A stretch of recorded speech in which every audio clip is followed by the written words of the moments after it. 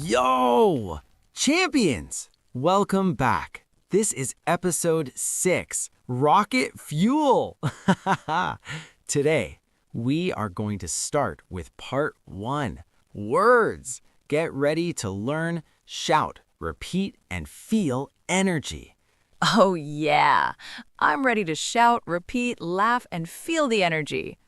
Oh yeah! I'm ready to shout, repeat, laugh, and feel the energy. Perfect. Then let's jump straight into our first word. First word today, explore. Explore means to discover, investigate, try new things. Hussain says, I explore new places, new ideas, and new opportunities. I explore every day to grow stronger. Repeat after me. I explore new things. I explore new things. I explore new things. I explore my world with energy and curiosity. I explore new things. I explore my world with energy and curiosity. Again, I explore with courage and determination. I explore with courage and determination. Next word, challenge. Challenge means to face something difficult, test yourself, grow stronger. Hussain says, I challenge myself every day to improve. I challenge obstacles and never give up. Repeat, I challenge myself. I challenge myself. I challenge myself. I challenge every difficulty with power and energy. I challenge myself. I challenge every difficulty with power and energy. Again, I challenge my fears and grow stronger. I challenge my fears and grow stronger. Next word, inspire. Inspire means to motivate, encourage, make others feel positive energy. Hussain says, I inspire my friends and my team. I inspire people to be their best. Repeat, I inspire others. I inspire others. I inspire others. I inspire everyone around me every day. I inspire others. I inspire everyone around me every day. Again, I inspire with words, actions, and energy. I inspire with words, actions, and energy. Next word, reflect. Reflect means to think, learn from your actions, see your growth. Hussain says, I reflect on my day to become better. I reflect on mistakes to grow stronger. Repeat, I reflect every day. I reflect every day. I reflect every day. I reflect to understand myself better. Again, I reflect with honesty and courage. I reflect with honesty and courage. I reflect with honesty and courage. I reflect on everything that matters. Last word, achieve. Achieve means to reach your goals, succeed, get results. Hussain says, I achieve my goals every day. I achieve everything I focus on. Repeat, I achieve my goals. I achieve my goals. I achieve my goals. I achieve my dreams with energy and focus. Again, I achieve with determination and courage. I achieve with determination and courage. I achieve with determination and courage. I achieve everything I set my mind to. Champions, let's review all words loud and strong. Explore, challenge, inspire, reflect, achieve. Champions, if you repeated everything with us, you are a legend. Yes, I shouted, repeated, laughed, and lived the words.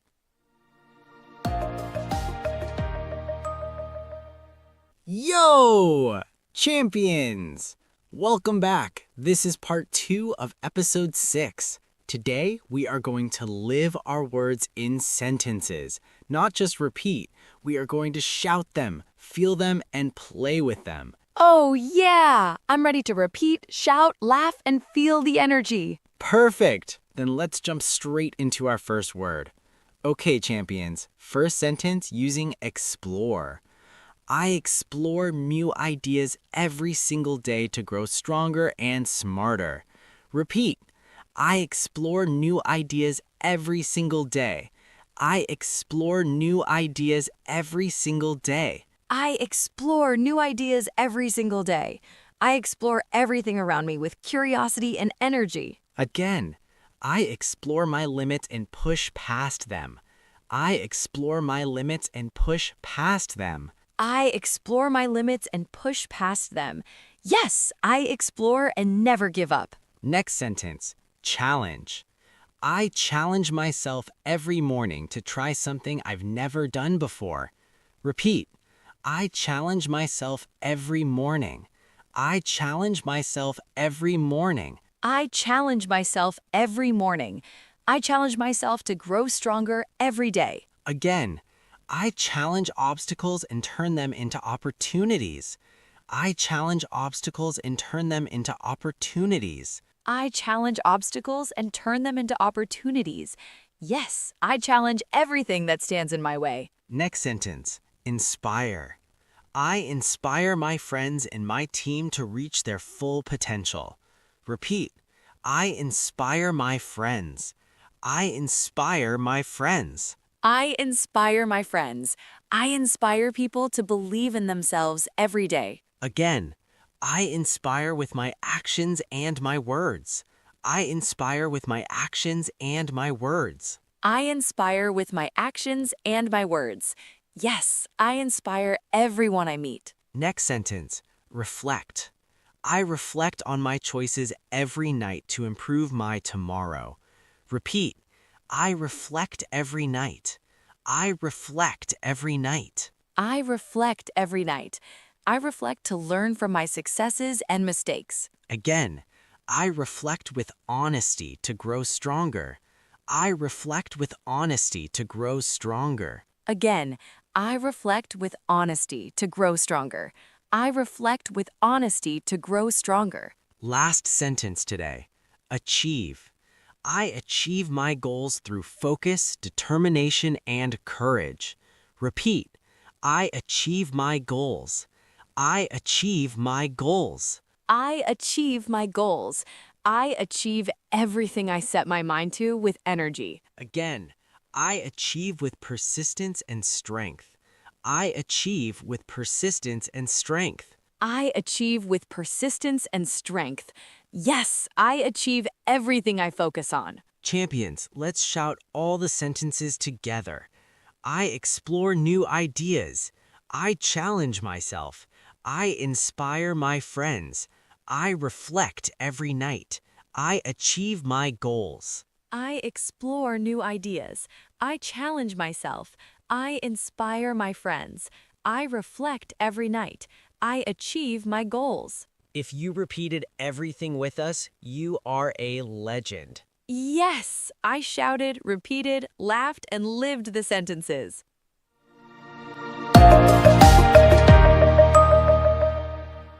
Yo! Champions, welcome back. Part 3, the short story. This is where we live our words, feel them, and shout them. Oh yeah, I'm ready to act, shout, repeat, and feel the energy. Perfect. Then let's jump straight into our story. Once upon a time, there was a group of champions working together every day. The leader, Hussain, knew they had to explore new opportunities. Repeat after me. I explore new opportunities. I explore new opportunities. I explore new opportunities. I explore every idea and every challenge. The team faced many obstacles, but they decided to challenge everything that stopped them. The team faced many obstacles, but they decided to challenge everything that stopped them. Repeat. I challenge my obstacles. I challenge my obstacles. I challenge my obstacles. I challenge everything and grow stronger. Then they inspired each other every day. Inspire your friends, your team, and yourself. Inspire others. Inspire others. I inspire others. I inspire everyone to believe in themselves. Every evening, they took time to reflect on their actions, learning from every step. Repeat. I reflect every day. I reflect every day. I reflect every day. I reflect to become stronger and smarter. Finally, they worked hard to achieve all their dreams. I achieve my dreams. I achieve my dreams. I achieve my dreams. I achieve my dreams. I achieve my dreams. I achieve my dreams. Champions, let's shout all the words together with energy. Explore, challenge, inspire, reflect, achieve. Explore, challenge, inspire, reflect, achieve. That's it. Champions, this is power. Use your words, live your words, feel your words. Yes, I shouted, repeated, laughed, and lived the story. Whoa! Champions, we did it again. We learned 5 powerful words. We repeated them in sentences. We shouted them. We lived them in our story. Yeah, I shouted, laughed, repeated, and felt the energy. This was amazing. Yes, that's right. Champions, remember your words. Explore, challenge, inspire, reflect, achieve. Use them every day. Live them every day. And shout them every day. I will. I explore. I challenge. I inspire. I reflect. I achieve. Yes, that's the energy. You are amazing. You are powerful. You are unstoppable. Yes, we are unstoppable. This is epic. Champions, before you go, make sure to subscribe right now. Smash that like and turn on the notification bell so you never miss an episode. Oh yeah, subscribe, like, and hit the bell. Do it now. When you subscribe, you join the Champion Squad. Stay powerful, energetic, and unstoppable. Yes, I'm ready. Everyone subscribe and be awesome. So, what are you waiting for? Smash subscribe, smash like, turn on notifications, and stay legendary, stay strong, stay unstoppable. Yes, we'll see you in the next episode. Don't miss it. Bye-bye, champions. Stay strong, stay powerful, stay awesome. Hey, what's up, champions? Welcome back to Shadowing with Hussain. This is the place where you don't just listen, you speak, you repeat, you grow. And today, episode 2 is starting right now. I'm Hussain, your English coach, and with me today is our amazing guest. Hey everyone, I'm so excited and a little nervous. That's perfect. Nervous means you care, and when you care, you improve. Before we start, let's warm up our mouths. Remember, listen, pause, repeat after me. Ready? I am learning English. Your turn. I am learning English. Wow, that's awesome. Great. Again. I am getting better every day. Yes, you hear that? That's confidence growing. Don't worry. Every mistake is a step forward. Let's jump in. Repeat after me and have fun. First word, enthusiastic. Repeat, enthusiastic. Enthusiastic. Enthusiastic. Enthusiastic. Yes, perfect. Enthusiastic. Enthusiastic means very excited and interested in something. For example, I am enthusiastic about learning English. Repeat. I am enthusiastic about learning English. I am enthusiastic about learning English. I am enthusiastic about learning English. All right, let's dive into this next word. Discipline. Repeat. Discipline. Discipline. Discipline. Discipline. Discipline. Discipline. Discipline means following rules or being consistent. For example, I have discipline when I study every morning. Repeat. Repeat. I enjoy a new challenge at work. I enjoy a new challenge at work. Persevere. Persevere. Persevere means keep trying even when it's hard. Example, I persevere when learning something new. Repeat. I persevere when learning something new. I persevere when learning something new. Last word for today. Achieve. Repeat. Achieve. Achieve.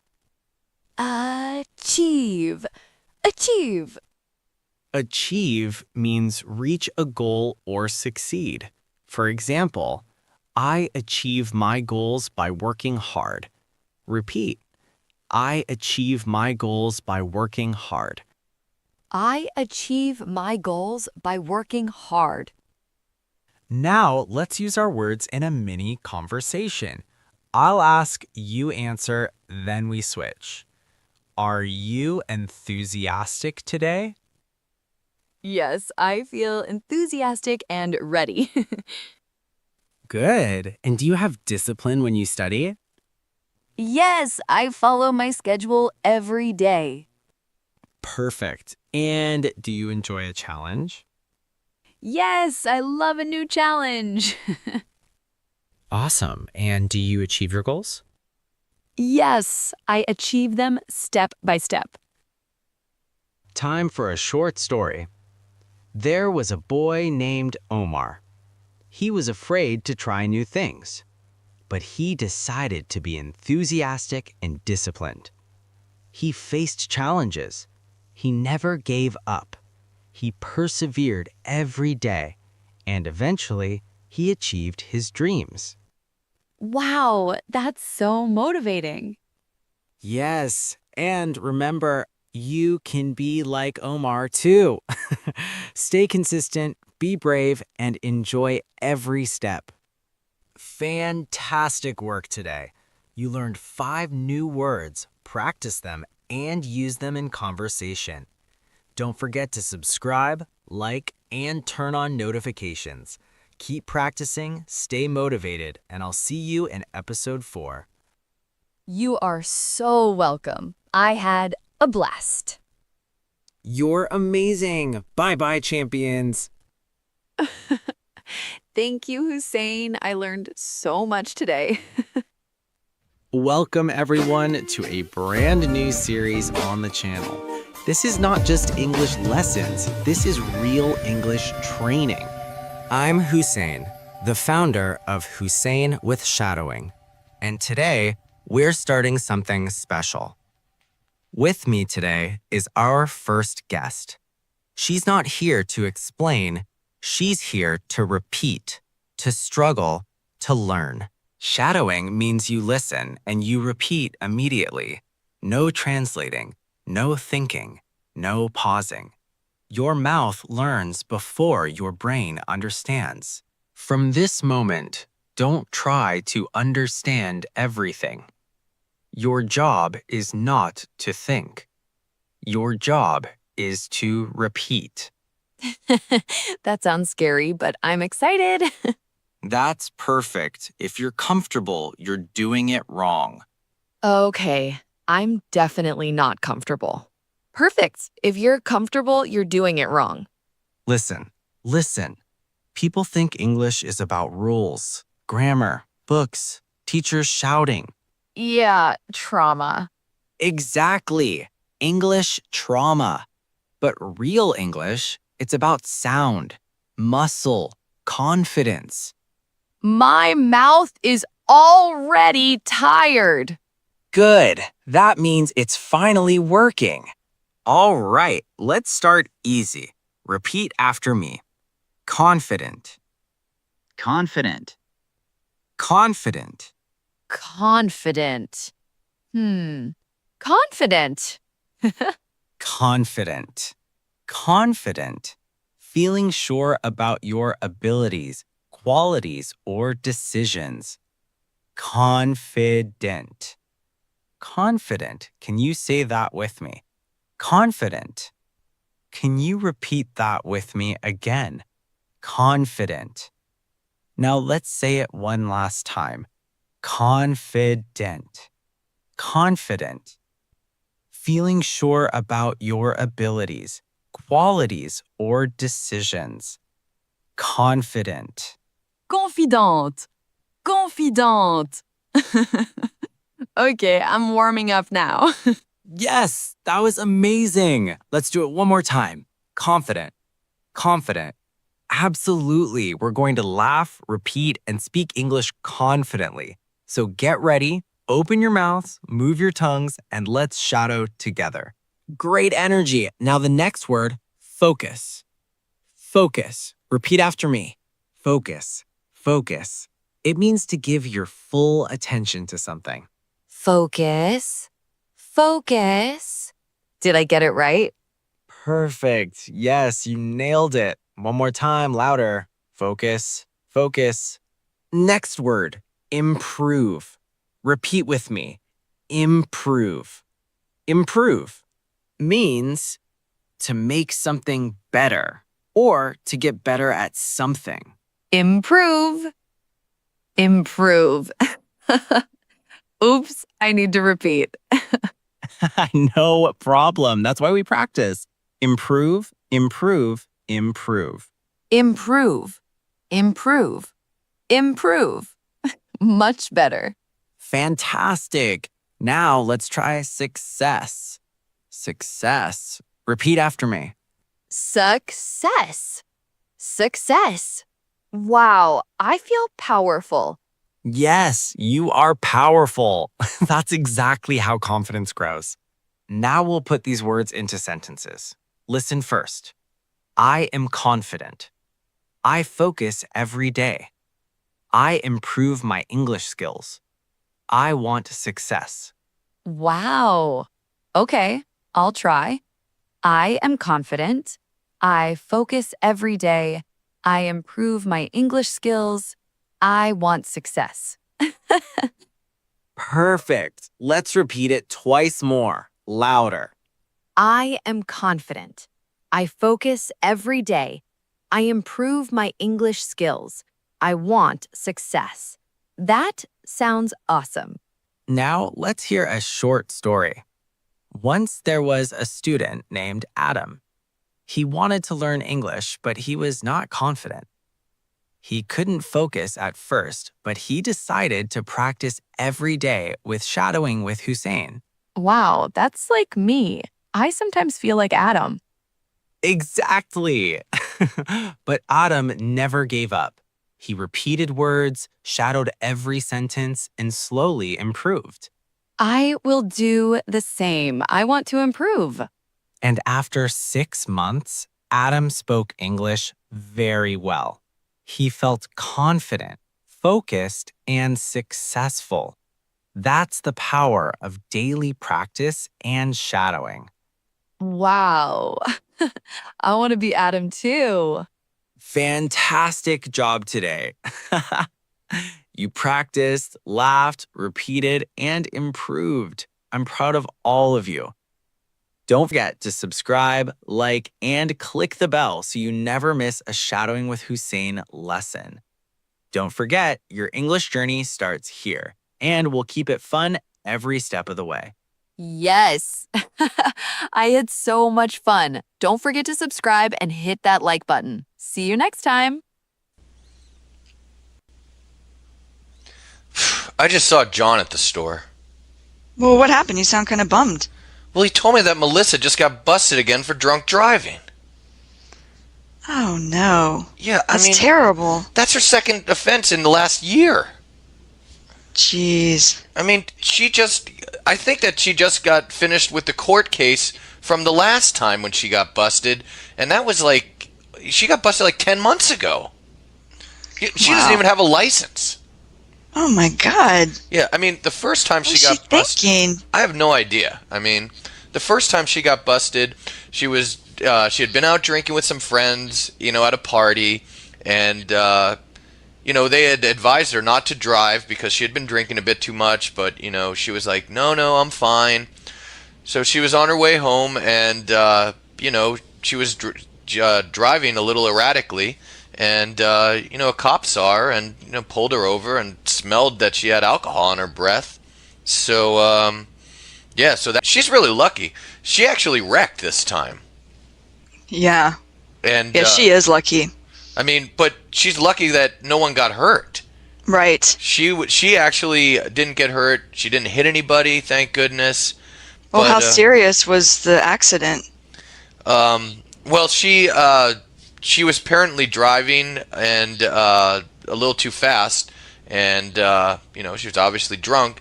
She lost control of the car, and that was it. It's totaled. Also, she hit into a telephone pole, but thank goodness she didn't hit it head on. She just lost control and skidded into it. God, I just had this image of her wrapping it around the telephone pole. Yeah. Well, check this out. Jeff said he saw her out at the bar last night doing shots about an hour before she drove. He didn't even think she was driving because he knows she doesn't have a license. Yeah, that's really smart. Yeah, oh my God. I just don't even know what to say. I mean. Well, this makes me think of Matthew fairly recently.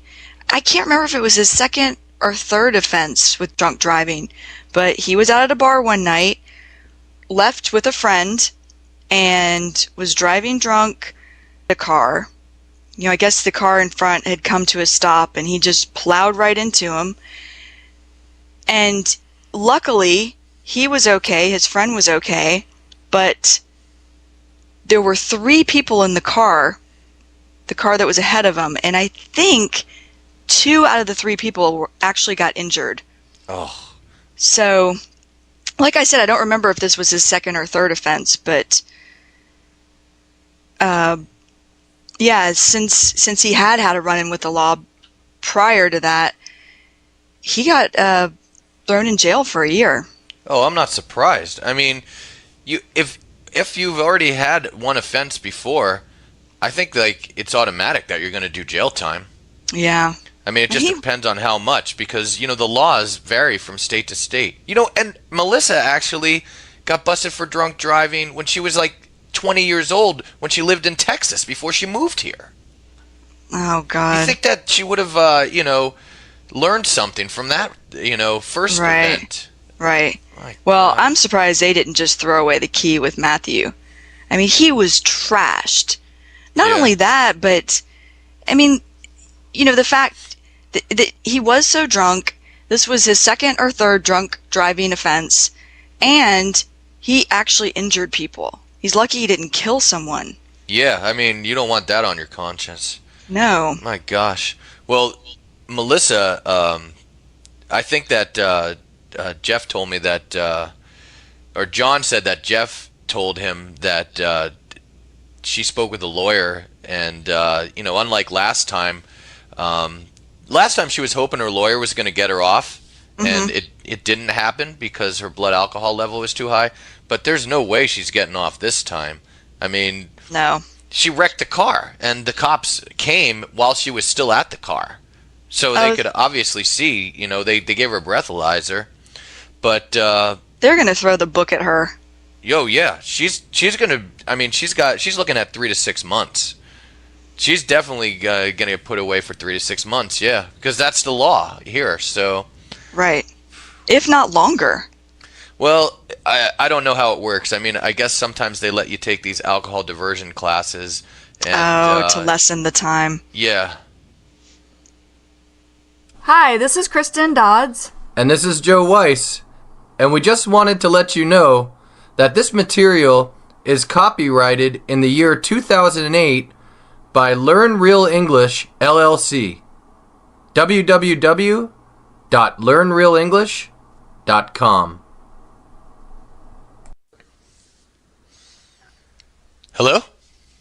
Hey, Hey, Joe, this is Eric. Oh, hey, Eric, how's it going?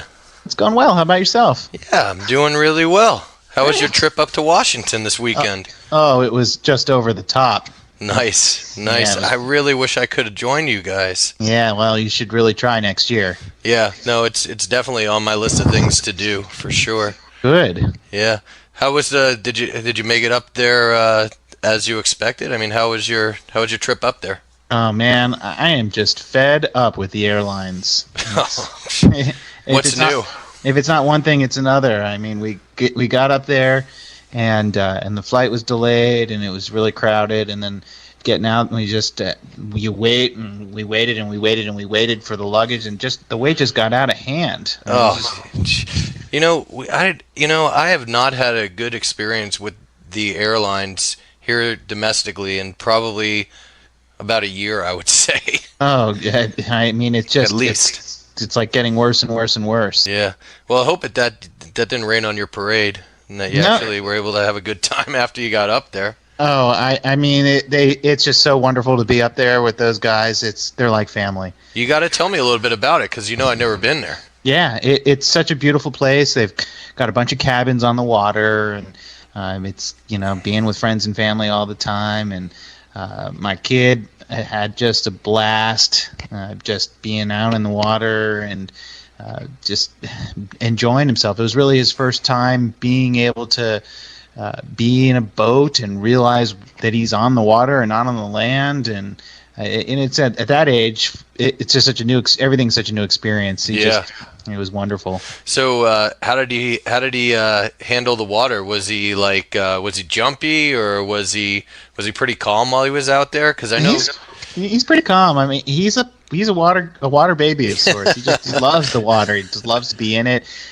Up there, the water is really cold, so we didn't really get him in the water, and he had a little bit of problems with the life jacket. The life jacket was a little tight on him, and that just made him a little uncomfortable. But after getting the first butterflies out of his stomach, he just loved it. You can tell he just is having the time of his life. Oh, that's great. He must have been psyched to see Derek's kids also, and Mark's new baby. Oh, absolutely. At this age, they do a lot of parallel play, and because he's not old enough yet to play with, he kind of plays alongside, but he's just starting to get the hang of playing with and interacting with, and he loves to be in packs of kids. It's just he really has a great time. Yeah, it's like innate, Yeah, it really is. It's fun to watch him learn. He's at this age of language explosion, and certainly being around other kids really helps. Oh, definitely. So you guys, you went out on Mark's boat, so that must have been fun. So what else did you guys do while you were there? Well, on the whole boat thing, we did some crabbing where we caught some crabs and used the boat as sort of a shuttle to get from island to island. So we did a little bit of island hopping with picnicking on some islands. We cooked some great meals sort of, with the whole group of us together. And, oh, that's great. Yeah, and some people got some massages, just tried to chill out and relax. And it was just really low-key, a really restful trip, which is what I think about when I think about Mark and their place up there. Yeah, it sounds like you were really able to let go, huh? It was a longer trip for me than I've taken in the last couple of years going up there. We went for 5 or 6 days. And, I didn't realize you were going that long. Yeah, normally I'm just up there for a long weekend, but this time I thought, I haven't taken a vacation in a while, and I just want to get up there and chill out. Oh, that's great. I understand that John's living up there now as well, and if for no other reason, I should go up and visit everybody, while he's there. Absolutely. He's not living on their property anymore. He's moved just to really close by in the mainland off of Bellingham, so he's in the area still, and he would just be tickled pink to see you and to hang out with you. I know he would. So yeah, I mean, it's amazing how you can let so much time pass, and you don't even realize it's happened when it comes to visiting with friends who live far out of town. That's right. Especially ones that are really close to you. Yeah, and the oldest of friends, it's time just really flies. And before you know it, it's just been a long time since you've seen somebody. So when you get that time, it's just wonderful to take advantage. And certainly John being all of a sudden on the West Coast, it's great to be able to just jet up to Washington and see him fairly easily. Yeah, I told him next year I'm going to make my best effort to get up there. Yeah. I really, really hope you do. Yeah. Hey, Eric, time's kind of escaped me tonight. I'm supposed to meet Kristen for dinner in a little bit. So, I'd love for us to continue this conversation, maybe tomorrow or something if you're available. Hey, that'd be great. Okay. All right, listen, I'll call you then. All right, take care, my friend. All right, bye. Bye. Hi, this is Kristen Dodds. And this is Joe Weiss. And we just wanted to let you know that this material is copyrighted in the year 2008 by Learn Real English, LLC. www.learnrealenglish.com.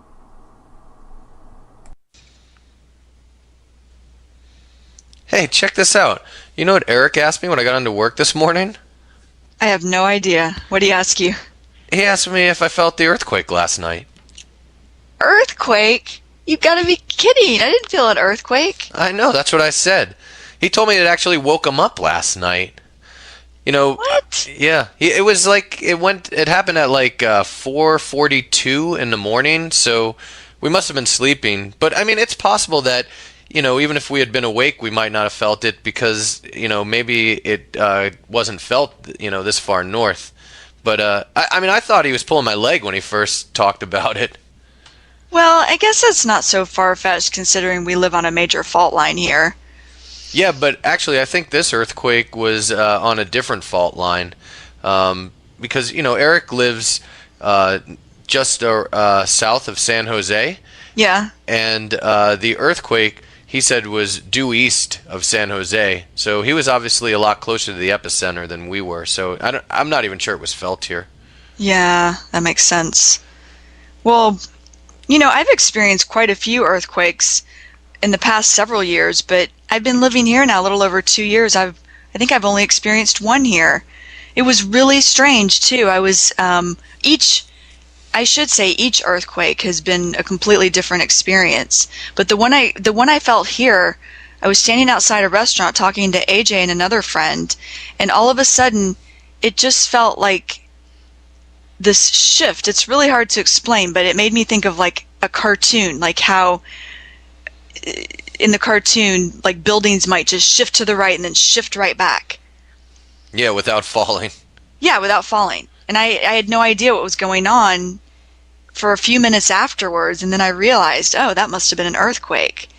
Yeah, you know what I usually notice? The times that I've been at home here and there's been an earthquake, it's almost as if there's this really big train or like a gigantic Mack truck going by, and suddenly I start to hear the heater shaking, and it's like the noise is like is loud for like a second, and then it's gone.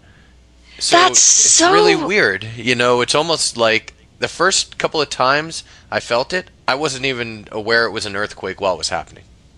Well, that's so funny you say that, because one that I experienced in Bangkok, it actually was after the tsunami.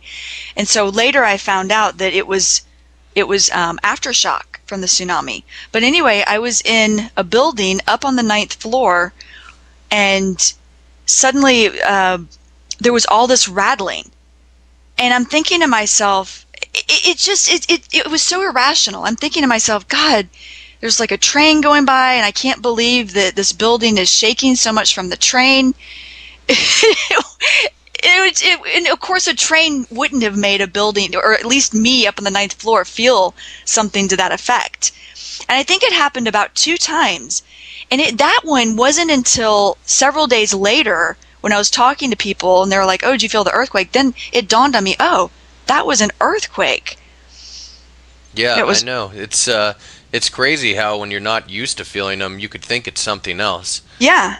I mean, yeah, totally. I've been living here for a while now, and I've definitely felt my share of earthquakes. I mean, when you live here, it's a given that you're going to experience earthquakes. You just hope that you're not going to be here for the big one.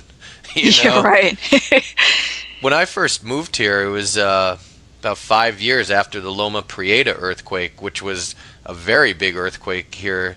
And there are a lot of people who lived here who I met who had actually been living in the area when the earthquake hit. So it was interesting to get their perspective. And it also like made me remember where I was when I heard about the Loma Prieta earthquake. I was watching the World Series on TV, and it was taking place in San Francisco. So as I'm watching it, suddenly the announcer starts saying, "Wow, I think we're feeling an earthquake here," and the cameras started shaking, and all of a sudden the TV coverage cut out. So I wanted to get a rundown on what happened, so I turned to the news station, and within a few minutes they were discussing this gigantic earthquake that had hit San Francisco, and they started showing pictures maybe 30 minutes later of these people who were trying to weed through the rubble of these buildings that had been like coming down. So I mean, it was wow. pretty scary. I'll tell you Yeah. what. Yeah, well, the 3 months I was living in Japan, I experienced two. Both of those were very different. Very different from the one I'd experienced here, and also very different from the one in Bangkok. But one of them, I was actually up in my apartment, which was on the 5th floor of a building, and I was woken up at about 5 o'clock in the morning to the building swaying. And because earthquakes are like a dime a dozen in Japan, they've built a lot of their buildings to absorb the shock. So that's why it was swaying. It was a very surreal feel. Hi, this is Kristen Dodds. And this is Joe Weiss. And we just wanted to let you know that this material is copyrighted in the year 2008 by Learn Real English, LLC. www.learnrealenglish.com. Hey, Peter came to me today to let me know that he's decided to become a vegetarian. Oh, really? That's great. Yeah, he told me he's finally seen the light. Well, what helped him arrive at that decision? Well, I mean, his girlfriend's been a vegetarian for about a year now, and I'm sure she probably played a major role. Yeah, that makes sense. He told me that he wanted to speak with me about it because I was an authority on the subject. Well, you pretty much are. You've been one for many years now. Yeah, but as a rule, I usually don't bring up the topic of vegetarianism with people. I mean, yeah, I don't like to either, actually. Yeah, the way I figured, if the person's already a vegetarian, then it's pretty much preaching to the choir. Mm-hmm. Yeah, they probably already know a lot of the facts that I would tell them, and we probably share some of the same reasons as to why we actually became a vegetarian anyway. Right. And if it's a person who's not a vegetarian and they're not interested, it pretty much just goes in one ear and out the other. I mean, if they're not interested in hearing about it, they're not going to retain anything I'm telling them. Right. And for me, I just don't like to feel like I'm preaching to someone either, Yeah, I think that's a really good point, actually. But, yeah, he was starting to, ask me a whole bunch of questions about vegetarianism. Like what? Well, he wanted to know how I actually became a vegetarian. Well, what'd you tell him? Well, I actually began to think back to when I was in college. I first started to learn about vegetarian by word of mouth. I had some friends who were vegetarians, and they would always tell me why they became a vegetarian, and they'd also try and convince me to stop eating meat, which at that time I just wasn't interested in at all. Mm-hmm. But as I got older, I became more curious, and I started to actually read some literature on my own. And it was probably at that point that I began to weigh the pros and cons of meat eating. I mean, there's a lot of good reasons to go vegetarian. I mean, yeah, there are. There are environmental reasons. There are also health reasons, obviously. I mean, it reduces the risk of heart problems and high blood pressure. And, right. As you know, high blood pressure runs in my family, so I've always needed to be careful about that. Right. Another thing for me that really struck a chord was that I just didn't think it was a practical approach to solving the issue of world hunger.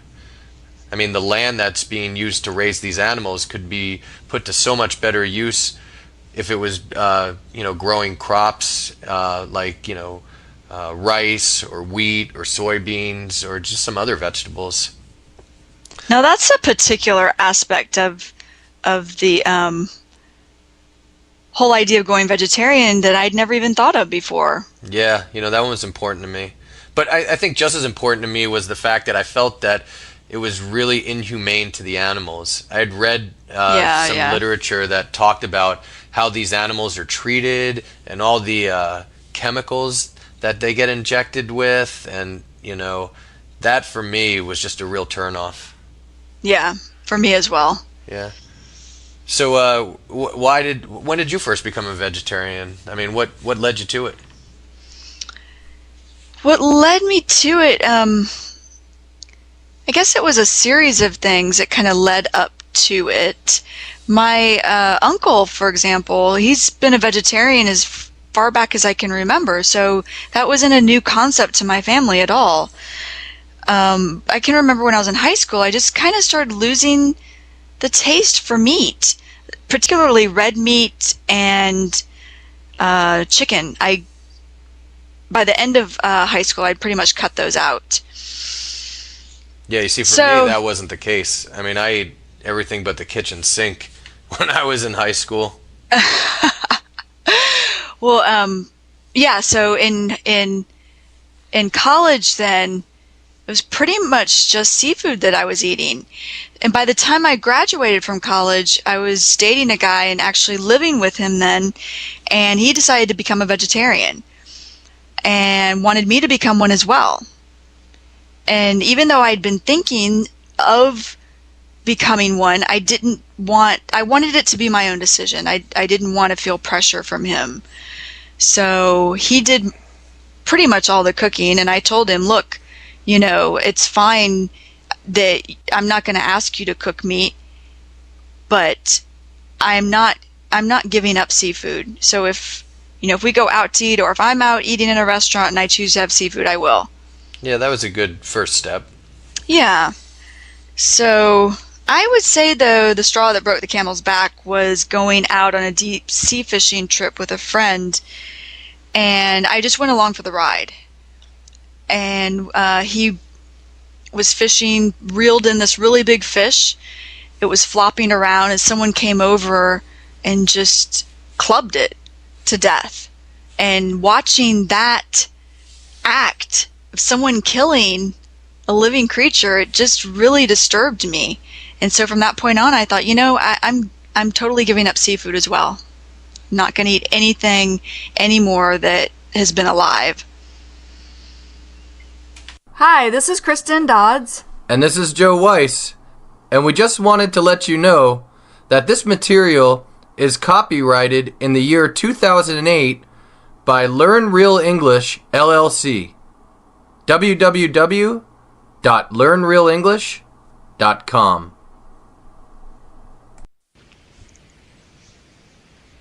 I don't think that people really appreciate their parents until they get older. I mean, at least I can say that about myself, and I think it's true of, here in America. Yeah, I was going to say in this culture anyway. Yeah, I can totally agree with that. Yeah, I looking back, I think I only really came to, see all the sacrifices my parents made and appreciate those sacrifices when I went away to college. Mm-hmm. That's probably when I started appreciating my parents, too. Yeah, I mean, now looking back, I can see that my dad, he was always trying to teach me things, and at the time, I couldn't even tell that it was going on. But, now I see there's method to his madness. Like what's an example? All right, well, for example, like on Saturdays, what I like to do was probably what any, little boy used to do. I like to go out, play with my friends, play some baseball or some football, or, just hang out with my friends. Well, my dad, on the other hand, he was really strict, and he ran a tight ship. I'm telling you, I mean, I think there was this unspoken motto that he had, which was my way or the highway. So come Saturday morning, it was time to do some work. and so it was time to spoil the fun I wanted to have. Right. So he'd say something like, hey, today we have to change the oil on the car. I'll show you how to do it. And I'd Oh, be thinking, boy. yeah, I'd be thinking, oh, that sounds like fun, you know? Or like, another time he'd say, okay, we have to change the brakes today, and I think that I'll show you how to do it this time, and you can do it next time. And I'm sitting there, I must be 11 years old. I'm thinking to myself, I'm not going to remember how to do this. I'm not going to retain any of it. But Right. sure enough, he showed me how to do it, and, now looking back, I can see that, it was probably something that he wanted to make sure I knew how to do as I grew older, but I didn't Sure. really pay attention, I couldn't appreciate it at the time. Yeah, my dad taught me some things about the car, not as detailed as changing the brakes or changing the oil, but he taught me basics like just checking my fluids, like power steering fluid, brake fluid, the oil. At the time, I would dread him teaching me. I wouldn't retain it, I would forget, so he would constantly be teaching me, and I knew it would be this long-winded lecture when I would be wanting just to get in the car and leave, go meet my friends. Yeah, sure. But now I appreciate that he taught me how to check my fluids, actually. It's a useful thing to know. Yeah, there were some things that my father would teach me, like, when I was younger, and I did appreciate it. And I mean, like, the one thing that stands out in my mind is learning how to cook. My dad was really good about allowing us to be in the kitchen while he was cooking, because my dad's an amazing cook. And, Yeah, he is. when we were growing up, I remember, like, all my friends and my mom's side of the family, it was only the women who cooked. But from my dad's side of the family, the men totally cooked. I mean, I just said my dad was a great cook. He learned from his father, my grandfather, who was a great cook. My grandfather's brother, my great uncle, he was a great cook. So it really wasn't a gender-specific trait in my family. And I think as a result, we weren't afraid to be in the kitchen, and my father allowed us to. So, and my dad was always good about teaching me how to cook. I mean, I remember this one time, I was a little kid. I must have been 6 years old. I wake up on a Sunday morning, and I go downstairs, and I say, hey, Dad, can you make me French toast for breakfast? And I remember him saying something like, okay, yeah, I'll make it for you. I'll teach you how to make it, and then the next time, you make it for me. That's great. Yeah, so I was thinking, this is great. I'm going to be able to make French toast for myself whenever I want. And then, also, I wanted to try and impress my dad, so I wanted to make it for him, too. Uh-huh. So, that was something, it was a bonding experience with my father and I as well. Hi, this is Kristen Dodds. And this is Joe Weiss. And we just wanted to let you know that this material is copyrighted in the year 2008 by Learn Real English, LLC. www.learnrealenglish.com. How's the new school year going? I know you just started up again. Yeah, it's off to a rough start. Really? Yeah. Why so? We have a new reading program. It's called Reader's Workshop, and a new math program, Everyday Math. So a lot of prep work. Yesterday I was at school from about 9 until 2. Gosh. Getting stuff ready. There's just a lot of preparation for launching the math program. It sounds like you're probably starting from scratch because you're used to teaching the same methodologies before. Right. So the last math series that we had for 4 years, and so it was like easy to teach. I didn't need to do any prep stuff for it. I knew what I was going to do from day to day, and now tomorrow's Monday and we're launching the program, so it's lesson 1 and I don't know what I'm doing. If it's not enough to keep your eyes on the kids the whole time, exactly. Now you got to also be wondering, am I delivering this new methodology correctly? Right, because I want to teach it as though I know what I'm doing. Yeah. So I don't want to come across as I'm stumbling for my words or stumbling for what comes next. Yeah. So. Have the kids been into it so far? So far, yeah. Right now, we've just been doing a lot of exploration. So there's a lot of math tools that we just give them time to play around with, so that when we actually teach the lesson, they're focused on what we're doing and not focused on, that they have counting bears in front of them or coins in front of them. Right. So they just need a lot of time to play around with the tools. We call them tools. I mean, they think of them as toys, but Games. exactly.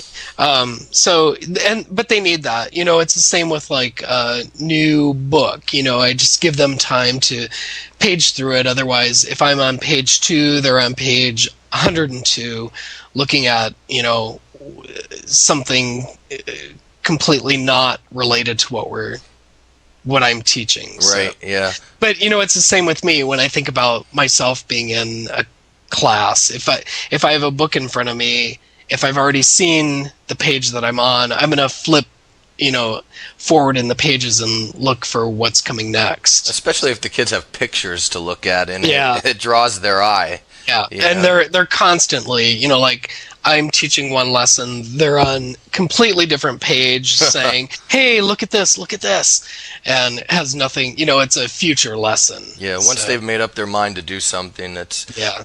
whether it's looking at a page ahead of the teacher or not, it's Yeah. it's difficult to get them to change. I yeah. bet.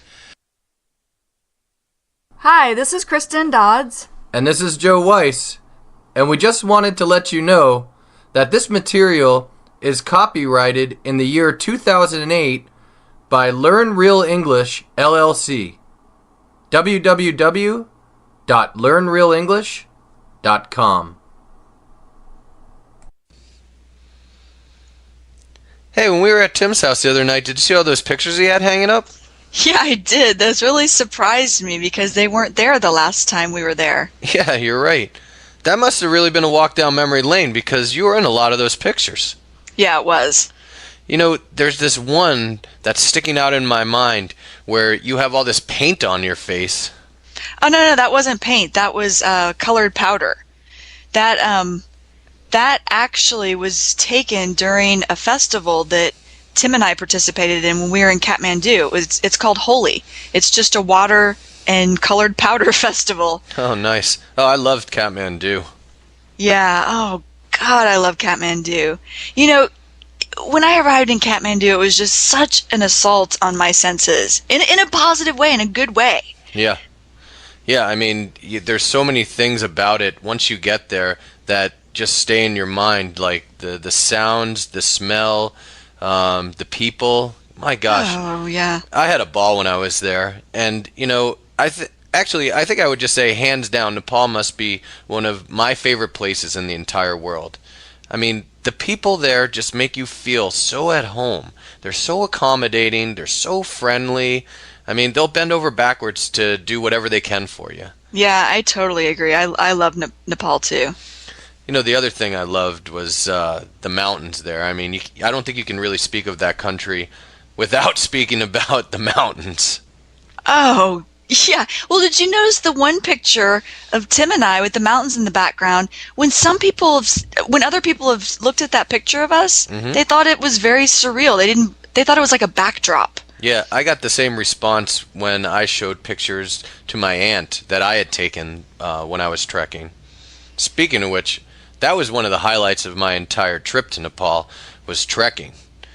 I mean, I trekked in the Annapurna region and just had an amazing time. And I'll tell you, I would love to do that again. The trek was memorable not only because of all the beautiful scenery that I saw, but when I went on the trek, I went with a guide and a porter. Yeah. And the guide's name was Benet, and he had a master's degree in conflict resolution, specifically studying the Maoist struggle that was going on with the government. So interesting. it really gave me a glimpse into what was really going on. Yeah. So I really enjoyed that. And then the porter who was with us was this guy named DePace, And oh my gosh, this guy was so funny. He was like in his early 20s, and he really liked to party, and he loved music, and he loved American music also, or Western music, I should say. And he actually taught me how to sing a few Nepali songs. So, yeah, so that was a lot of fun. And yeah, the entire time that I was on the trek, Binay was telling me about the Maoist, conflict that was going on. And then, sure enough, we actually saw some Maoists when we were trekking. Oh, really? Yeah, we went on this. We woke up this one morning and we went to this one hilltop known as Poon Hill, and because we wanted to see the sunrise. So we woke up at like 5 in the morning. I mean, it was so early that it was still dark and you can see your breath as you were walking. So we got up there and had a great time watching the sunrise. The sights were beautiful. So then we were walking down from the hill, because it was about a 45-minute walk back to the guest house. There were some Maoists that were waiting at the bottom of the hill, and what they were waiting for from each tourist was a donation, as they called it. Basically, what they said was, when you come into the country, you pay the Nepali government a visa fee. Well, they don't oversee this part of the country. We do. So it's like you're paying us a visa fee. So they actually give you a receipt, and then if you see Maoists anytime later on, you show them the receipt, and they just let you pass by.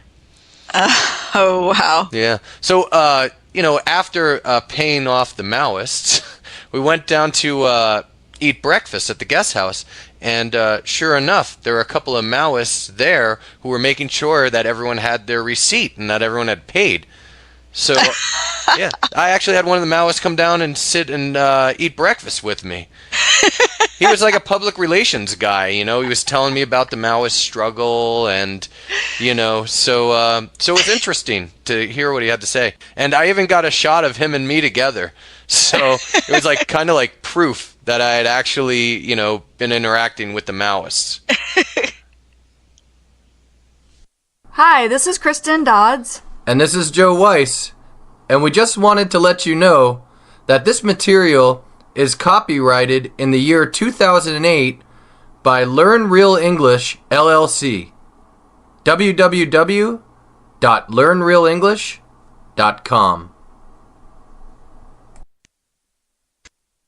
So I guess I need not ask who your favorite band was during the evening. Radiohead? Yeah, I figured Of it would course. be them. They were the main attraction.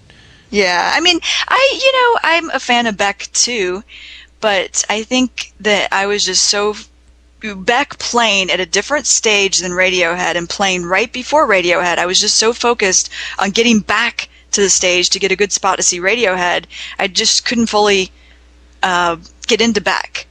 And yeah, the music just wasn't resonating with me tonight, unfortunately, because that's the first time I've ever seen Beck live. Yeah, you see, for me, it was totally different because I really, really enjoyed Beck's performance. And, You missed half of it. Going to the bathroom. What are you talking about? well, sometime nature calls. But, I wasn't familiar with Radiohead's music at all. I really enjoyed it, and I would definitely go see them again. But I'm more familiar with Beck's music, so maybe that helped me to enjoy it. Plus, I just like that style, Beck's style of music, more than Radiohead's. But I really did enjoy the Radiohead music. I liked the fact that the crowd was really into them. Like, you looked out in the crowd and you saw everyone smiling, everyone seemed happy, and like some people were dancing, and a lot of people were singing their songs. You could tell that they were very familiar with the music. So, it was just a good vibe, and I really enjoyed that part of it. Oh, they were off the hook. I mean, they sounded just as if I had put a CD in the CD player. Yeah, well, practice makes perfect. Yeah, it's difficult to find that live. But I will say too, well, let me back up. I'm really glad I took it easy last night. Just so I could save some energy up for tonight because I danced my ass off, and I thought that I would, and I did. I had so much fun. But going back to what you were saying about the crowd being really into them, they were. I agree. But I would say that more people didn't dance than those that did, which kind of surprised me. It's so different compared to the music we usually go to see. Yeah, I mean, I totally agree. When we usually go see music, everybody's dancing, and you're right in that there weren't, maybe, I wouldn't even say half the crowd was dancing. Yeah, I guess there were more people singing, as you experienced. People standing next to you. Yeah, there was a guy who was standing next to me who was singing. I mean, it was like he was screaming at the top of his lungs. I just could not hear the music at points. I had to move away from him at one point. That's so funny. And then there were some teeny boppers who were over near me who were just like screaming. They weren't even singing the music. They were just yelling. You know? Oh, just like out of excitement. Yeah, they were so excited. Yeah, they were just like yelling. But you know what? They were having a good time. And the way I look at it, this was their favorite band probably. So, you know, more power to them. They were having a great time, and I was happy to see that. Well, without a doubt, Radiohead is one of my favorite bands, so I was happy to see them live. I hadn't seen them live since I was in college and didn't even appreciate them then. Yeah, well, you know, maybe next year they'll play the festival again. Yeah, if they have one. Wasn't this the first year they had this festival? Yeah, it's true. Yeah, and this was the first time ever someone played at dark in Golden Gate Park. Yeah, that's true. I hope that we didn't wear out our welcome as fans. How so? Well, you know, leaving trash and stuff behind? No, I think more so when people were leaving the concert. Since Golden Gate Park borders, you know, a bunch of neighborhoods, people were walking out of the concert at the end of the night and making a lot of noise. And I think that, and it was getting late at night. So I think that it might have woken up a lot of the people who live in the area. So I just hope that the people weren't, you know, too much of a burden on the neighborhood. Yeah. You know, it did kind of suck that the sound cut out twice, but I guess that's just... Yeah, what was up with that? I mean, the guy who was at the soundboard must have been asleep at the wheel. That's like so unprofessional. Yeah, that was really disappointing. Well, at least when the music was playing, it sounded good and the band performed well. Yeah. Hi, this is Kristen Dodds. And this is Joe Weiss. And we just wanted to let you know that this material is copyrighted in the year 2008 by Learn Real English, LLC. www.learnrealenglish.com. So, what did you think of the festival tonight? Oh, I thought it was great. I had a great time the entire day, actually. Yeah, good. Me too. You know, I thought it was a great idea for us all to meet over at Tim's place. I mean, you and I were obviously running late because he lives out in the boonies, but, you know, better late than never. Yeah, I agree. When you get a group of people together to go to an event like this, it just adds to the enjoyment, you know, the fun. And it's kind of like the saying goes, the more the merrier. Yeah, I totally agree. And, you know, I think it was really important that we all went to the concert together in one group because, you know, it was so large, it would have made it really difficult to find people in our group if we would have all gone separately. Right. It actually surprised me because that the crowd was so large. I mean, the tickets cost an arm and a leg, so I was kind of thinking that maybe the crowd wouldn't be as big. Yeah, but price doesn't usually deter you from going to hear music, right? No, it's true. You're right. But speaking of us staying together, it just was making me think of the crowds, and I just didn't think that in general the festival was laid out that well. Well, there were 4 different stages. No, there were 6. Oh, there were 6 stages? Yeah. See, we only went to 2 of them. I know. But the stages were kind of far apart, and you know what the most impractical design was? I thought that they had very narrow walkways between the stages. Yes. And sometimes you had to go through a little tunnel, like a foot tunnel. Yeah. And there would be thousands of people trying to go through a space that only maybe 20 people could go through at a time. Oh yeah, the crowd would get completely bottlenecked. Yeah, exactly. So trying to go from one stage to the next was just, it took a lot of time and effort. Yeah, I agree. So that was one thing that was, just not properly planned for on their part. No, and then there'd be all these random trails through the woods that people were trying to forge their way through. Yeah, true. Another thing that was a real hassle was trying to get a beer. Oh my God, yeah. I mean, the line was like, 120 people long every time you wanted to go get a beer. Yeah, well, first you had to stand in line just for them to check your ID and get the wristband. Yeah. That was bad enough. Oh, that was an even longer line. Yeah. Yeah. I mean, once you had the wristband, though, then it was battling the line. That was ridiculous. Yeah, and if you wanted to go get a beer while the band was playing, you basically had to decide whether you wanted to see the music Yep. or you really wanted a beer. Which was more important to you? You had to make a choice, Yeah. Make a list of pros and cons. Yeah.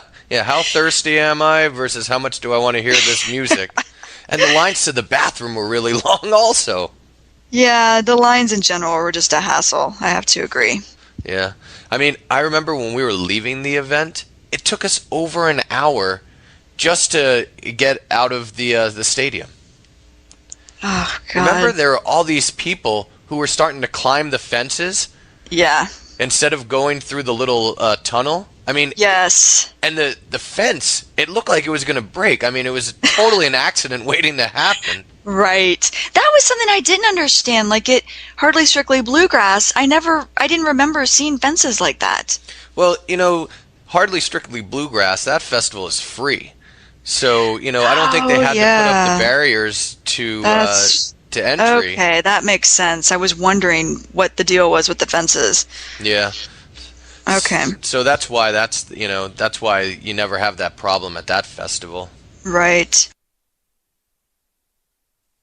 Hi, this is Kristen Dodds. And this is Joe Weiss.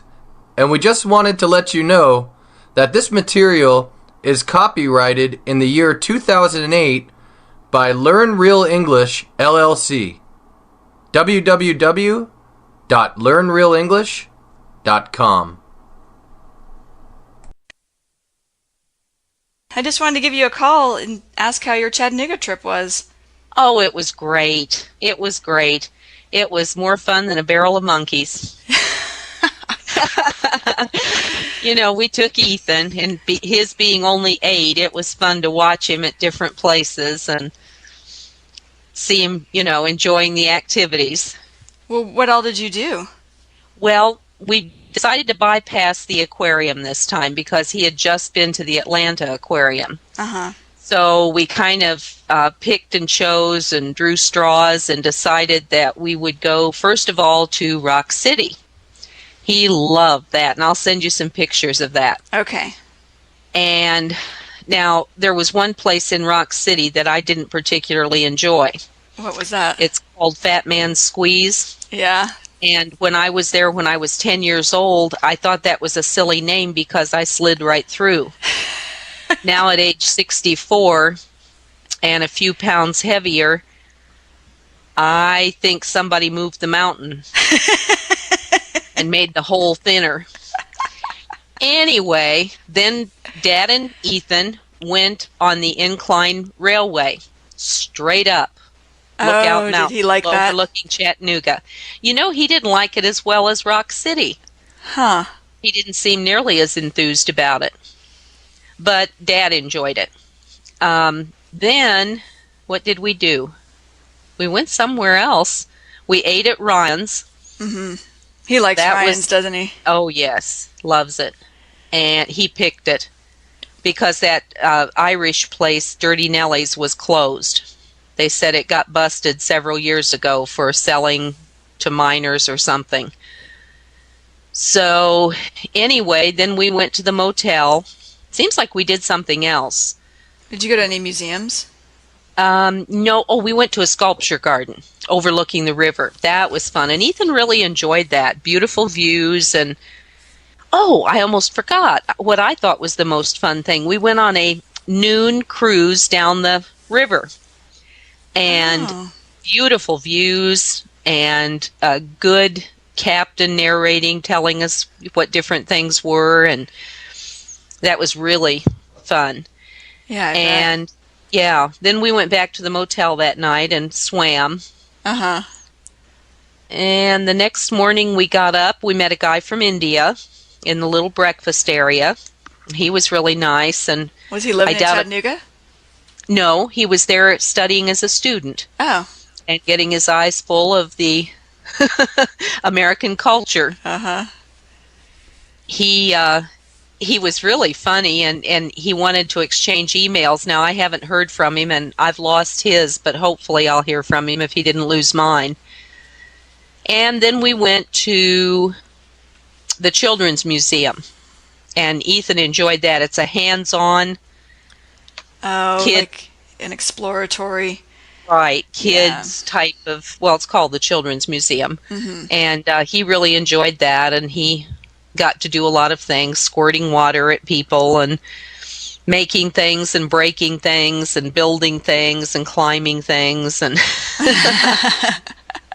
yeah, he had a lot of fun there. And then we came home. Oh, it was a really short trip, huh? Trip. Oh, yeah, just overnight. It was long enough for Dad and me. Yeah. Our tails were starting to drag. Well, how was the weather? Oh, the weather was good. They said it was the most beautiful day all summer, the day we took the cruise. So we were very fortunate. Yeah. Just right. Not too hot, not too cool. Oh, that's good. Yes, it was wonderful. We were really lucky. Well, what was your favorite thing that you did? Well, my favorite thing was the cruise. Oh, I think Dad's. Okay. Yeah, I think Dad's was the sculpture garden or the incline railway, and I think Ethan's was probably the Rock City. Yeah, I can remember really liking Rock City when I was little and we went there. Right. They had a bird sanctuary there. They take birds that have been sick or hurt. And I'll get on my soapbox for a minute. I think more places need to do that and take care of animals that need taking care of. Yeah, I agree.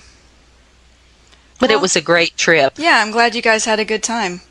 Yeah, I am too. Well, I've got some work I need to get done, so...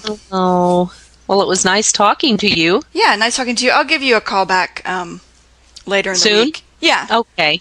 Hope to hear from you soon. All right. Tell Dad I said hi. Just wanted to check on you guys getting back from your trip. Okay. Thank you. All right. Love you. Love you. Bye. Bye-bye.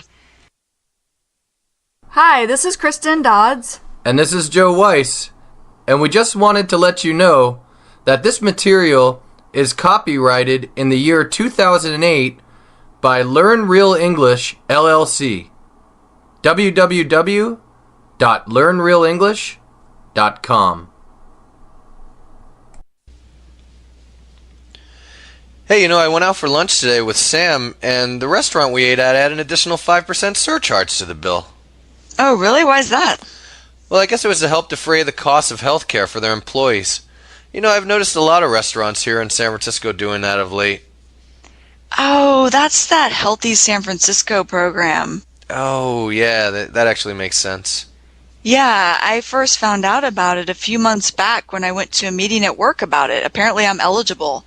Oh, yeah. Yeah, I think I saw something about the eligibility rules being that you need to make below a certain amount of money per year, and you need to not have health insurance. Right, and also you have to work a minimum of, I think it's like 10 hours a week, 10 or 12 hours a week. Yeah, okay. Yeah, but in general, I'm just fed up with the healthcare in this country. I will say, though, at least here in San Francisco, we have some sort of safety net like this new program. Yeah. Yeah, it's good that we have that program, but I hear where you're, I hear what you're saying. I am fed up with it too. I mean, I read that the U.S. spends twice as much per person on healthcare than any other industrialized nation. Jeez. Yeah, it's the insurance companies. I mean, they act as a middleman between the patients and the healthcare providers, and all they do is help to drive the prices up. Mm-hmm. Yeah. Well, before a program was even even came into existence, like this Healthy San Francisco one, someone like me who had zero insurance, we had to resort to going to health centers. And I mean, there are definitely some downsides to that. For example, if they give you an appointment time, like let's say they say come in tomorrow morning at 8 o'clock, you've got to be there at 8 o'clock sharp. If you're 5 minutes late, they're not going to admit you. Yeah. And then you could end up sitting there waiting for hours, even though you've got this appointment time and you're there on time. Yeah. When they finally do take you back, then you might not even see a doctor. It could be a nurse practitioner. Yeah.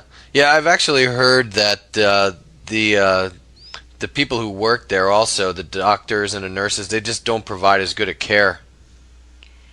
Well, no, I wouldn't say that. I feel like it has been pretty good care. It's more of an issue, the timing. You know, you got to be there right on time. They expect that of you, and yet you could just sit there waiting for hours once you are there. That's been more of the issue for me. I feel like the care's been pretty good, though. Yeah, I actually have health insurance, but I only have to go to the doctor once in a while. I guess it's because I'm fortunate to be in good shape.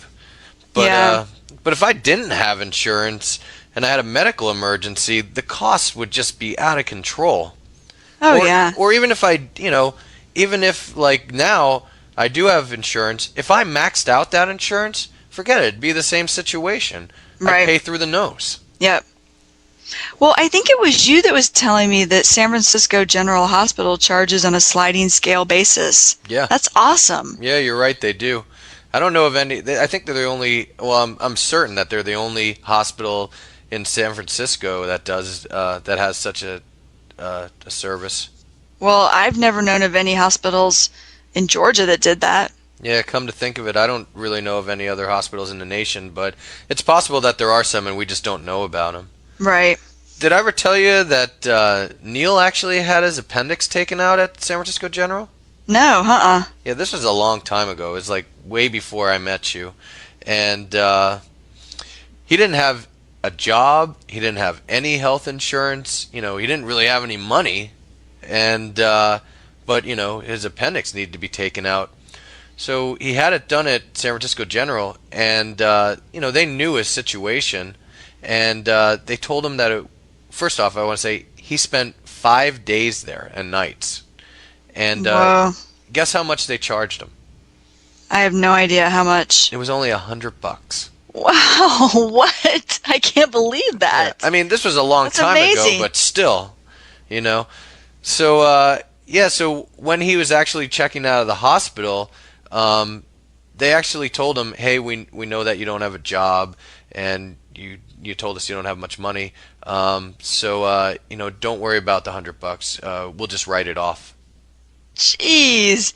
You know, that makes me think of when I was living in Bangkok. I actually got really sick and ended up being hospitalized for 3 days and 2 nights.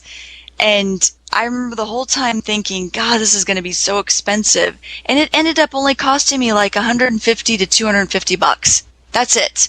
That's great. I pale at the thought of what that would have cost me here with no insurance. Hi, this is Kristen Dodds. And this is Joe Weiss. And we just wanted to let you know that this material is copyrighted in the year 2008 by Learn Real English, LLC. www.learnrealenglish.com.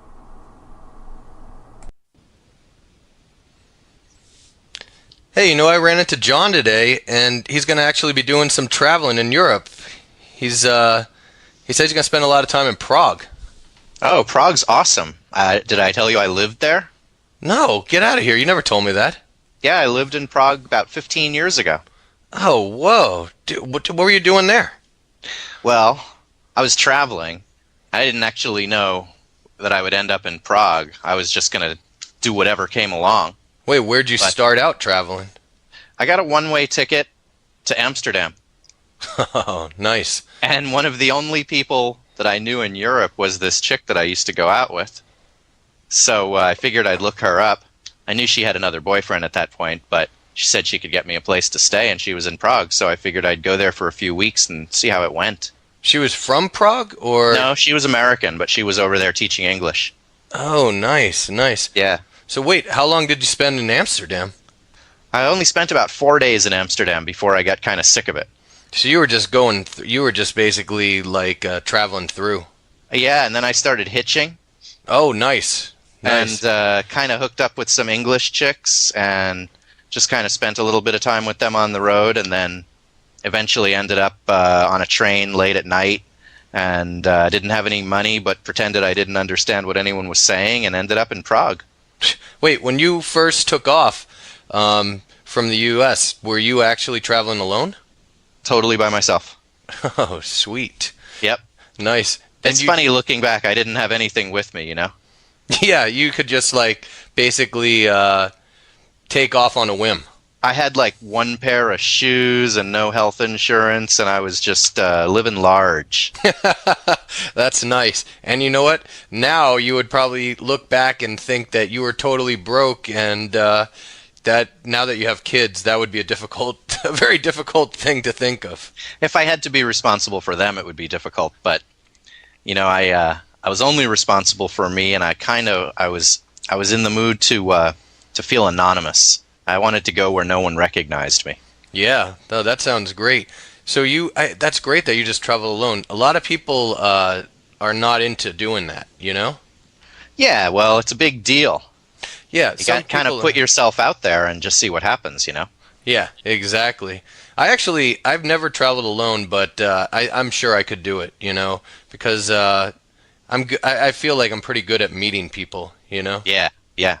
Well, sometimes it's fun to meet people, and other times it's fun to just truly be on your own. And you know, you get into a situation where you realize that nobody knows where you are, and you just have this total sense of freedom. Yeah, it's crazy. Yeah, I can only imagine. So yeah, you took the train from Amsterdam to Prague? No, I took the train to somewhere in Germany, and then I started thumbing on the side of the road. Oh, how long did you stay in Germany? Like 2 days. Oh, that wasn't long at all. Yeah, just long enough for a couple of weird people to meet me and help me out and take me to different places. So they actually picked you up? Yeah, at one point I decided that I didn't really care what direction the car was going as long as it was warm and dry. I was getting in. Wait, were you actually like did you believe that you were headed to Prague at that point, or were you just heading wherever? No, I was headed to Prague, but I didn't really care if it took me a while or what.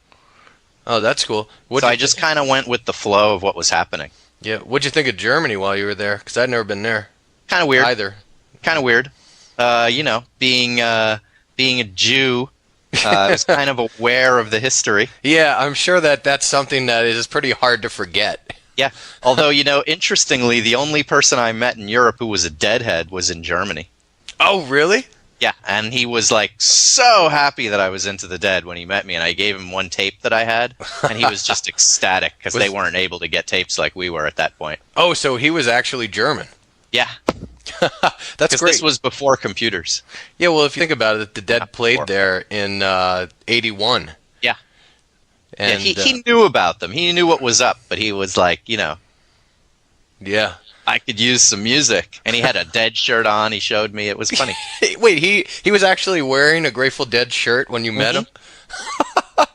It was like underneath a sweatshirt. He's like, no, really? He pulls over. He lifts up the sweatshirt. He's like, look. It was like an old tie-dye. Were you wearing one also? No. Oh, so how did he know? I just started talking about it, and I had bootlegs with me. Oh, that's great. Hi, this is Kristen Dodds. And this is Joe Weiss. And we just wanted to let you know that this material is copyrighted in the year 2008 by Learn Real English, LLC. www.learnrealenglish.com. Hey, how's it going? I'm home. Hey, yeah, I'm in here. Oh, okay. How are you doing? Pretty good. Nice. Where are you coming from? I've just been out and about doing some shopping. I was here in the Mission, and then I went to Haight Street, just going to some secondhand stores. Oh, okay. One of my favorite things to do. Yeah, cool.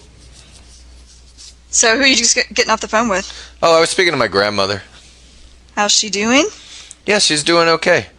She was actually feeling under the weather last week, but now she's all right. Oh, did she just have a cold or something? Yeah, she said that there was something going around. My aunt had it, and my niece had it, so she might have caught it from one of them. Oh, okay. Yeah. You know, speaking with my grandmother on the phone, sometimes I feel like I'm a little kid again. I get Yeah, why is that? transported back to the time when we used to live close together and and I was a kid. I mean, my grandparents, when I was growing up, they lived just like a stone's throw away from us. Maybe like, I don't know, 2 miles or something. So we used to see them all the time. Yeah. Yeah, it was awesome. I mean, when you're a kid, one of your favorite things is to see your grandparents. Yeah. It's like you get to escape the discipline of your parents for a little bit. Right. And, your grandparents, they'll always shower you with attention. And, my grandmother would always, make us some sweets and she was just always like, always really happy to see us, Uh-huh. Yeah, I never had the luxury of even being around one set of grandparents. My dad's parents died before I was born, so I never even met them. And then my mom's parents, we lived close to them, but not as close as you to your grandparents. I'd say it was like a 20 to 30-minute drive, and that was only until I was 8, because then we moved away from Michigan to Georgia, so then it would be seeing them once a year. Yeah, I mean, my brothers and I were really fortunate to have both sets of grandparents around. Yeah, you are. And I mean, my father's parents moved down to Florida when we were like 8 years old, and that was a bummer for us at the time. But at least my mom's parents lived around us, until we were teenagers, and we moved to Pennsylvania. Mm-hmm. But it's uncommon these days. I mean, the generations before us always had their family right near them. Right. I mean, I hear these stories from my grandmother. She says that her entire family lived in like one, on one block, and that wasn't uncommon. I mean, a lot of the times they would, the whole family would live in the same house. Usually people didn't leave until they got married, and even if they did leave and get married, they lived just down the block.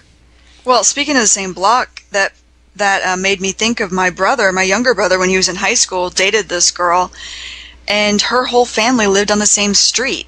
And I could remember thinking how strange that was. Yeah, I mean, now it is. But Yeah. back then it wasn't at all. Yeah, right. Yeah. Oh, when I was talking to my grandmother, as we do a lot of the times, I was reminiscing with her about when I was younger, and we not only did we live very close to my grandparents, we all went to the same church. So, Wow. every Sunday afternoon, we'd see them at church, and we'd sit near them, and then after church was over, I'd always like beg my parents to let us go over to my grandparents' house, and we'd go over there and eat dinner, and I'd watch baseball games with my grandfather, so that was always a lot of fun. Uh-huh. It was just just spending time with them. Yeah. We just had Was a it- great time. Was it like a big Sunday dinner? Oh yeah, and my grandmother would cook a huge meal, and my grandmother was an amazing cook. She'd always cook like some amazing Italian dinner, and we just loved going over there for that reason as well. Oh, that's great. Hi, this is Kristen Dodds. And this is Joe Weiss, and we just wanted to let you know that this material is copyrighted in the year 2008 by Learn Real English, LLC.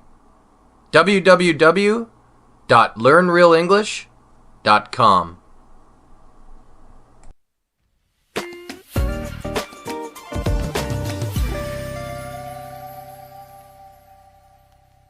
Hi, everyone. Okay. Listen, before we do anything, before tips, before advice, before people start writing notes like this is a university lecture, I need to say something very honest. And maybe it's going to feel a little uncomfortable, but that's okay. Discomfort is where progress starts. Why? Why do so many people say, I've been learning English for years, but I'm still not good? Years, not weeks, not months, years. And usually, almost always, the sentence ends with, I don't know what's wrong with me.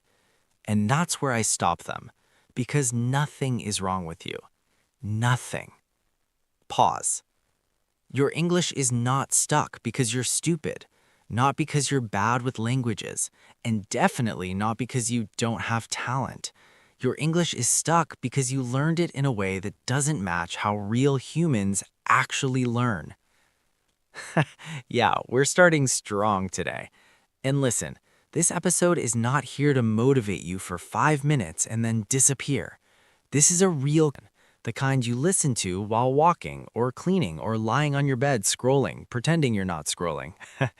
And I'm not alone today because honestly, doing this episode alone would turn into me talking to myself for an hour. Which you already do, just now with a microphone. Hi, everyone. I'm Sarah, and I'm really happy to be here because I was that person, the one who said, I understand English, I just can't speak. And for years, I thought that sentence made sense. Like, yeah, of course, understanding and speaking are different, right? But slowly, I realized that sentence was protecting me. It was a very polite excuse. Because if I say I understand but I can't speak, I don't have to try. I don't have to make mistakes. And I don't have to feel embarrassed, which sounds safe, but it's also where English goes to die. Exactly. And I love that you said safe, because most English mistakes come from trying to stay safe. Pause. Let's talk about the first big problem. And this one hurts a little. People confuse studying English with using English. They think they're the same thing. They're not. Studying is comfortable.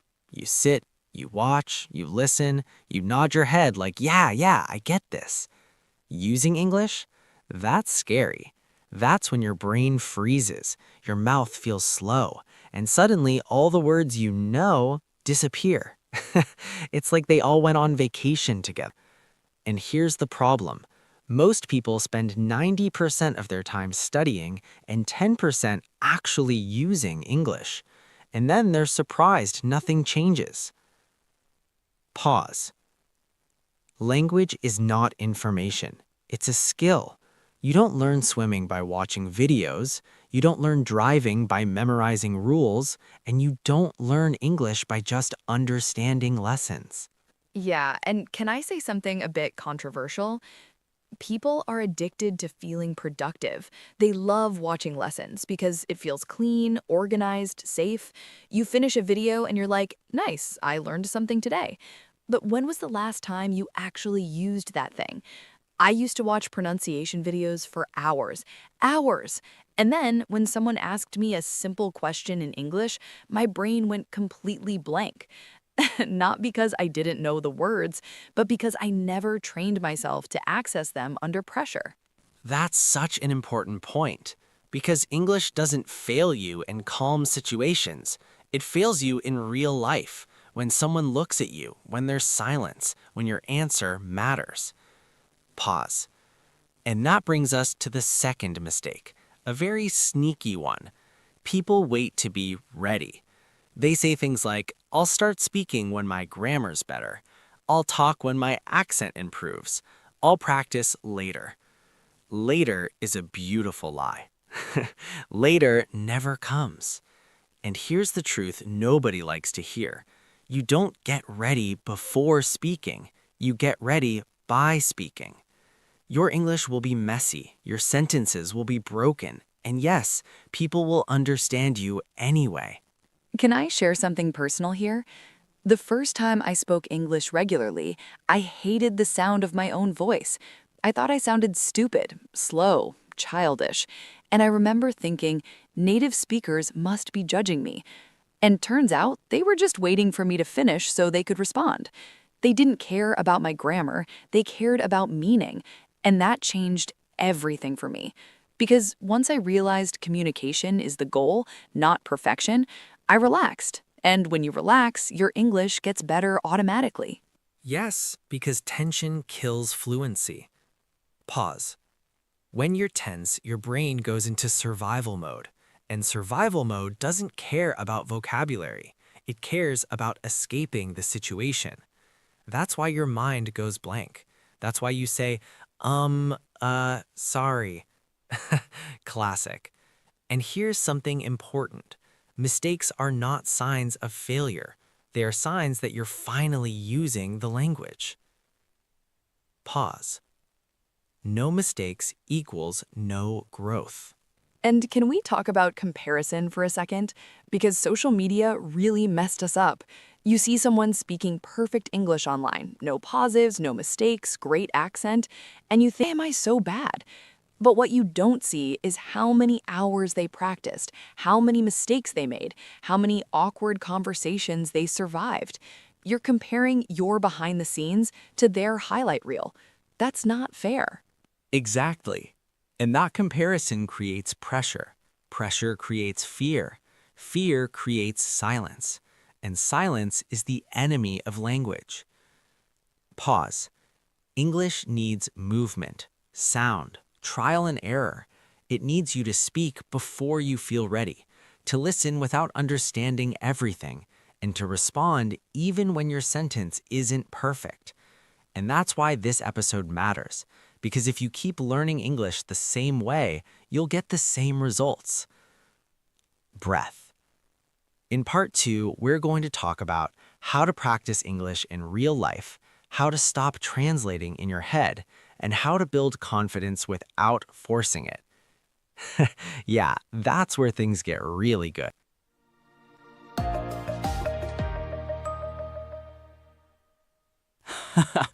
Okay, welcome back.